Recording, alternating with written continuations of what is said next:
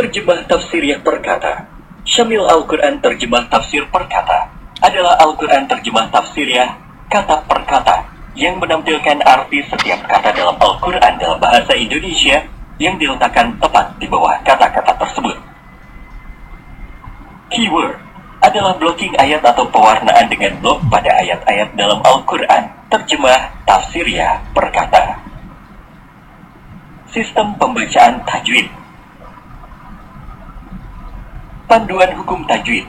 Panduan ini mempermudah Anda melihat kembali aturan tajwid QRQ, sehingga Anda dapat membaca Al-Quran secara tartil sesuai contoh Rasulullah SAW. Terjemah Kementerian Agama Republik Indonesia.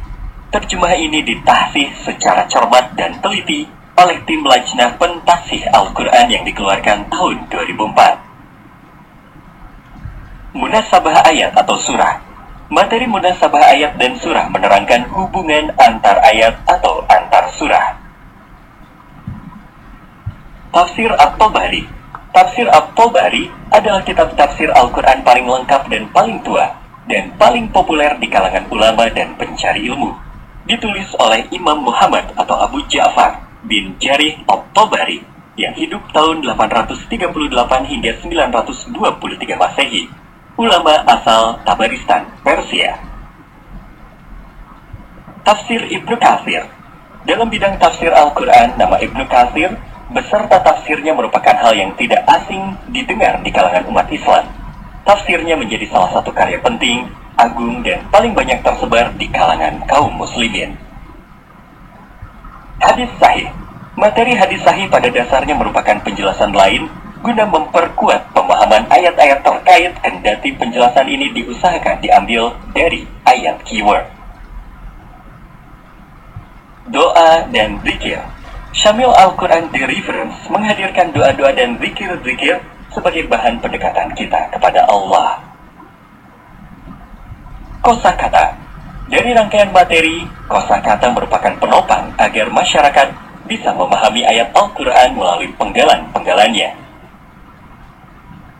Asbabun Nuzul. Memahami ayat-ayat Al-Quran berdasarkan sebab-sebab turunnya ayat yang dijelaskan oleh hadis yang sahih. Doa dalam Al-Quran. Al-Quran adalah kalam Allah sebagai pedoman bagi manusia. Di dalamnya mengandung doa-doa yang diajarkan langsung oleh Allah untuk kita. Hasanah pengetahuan.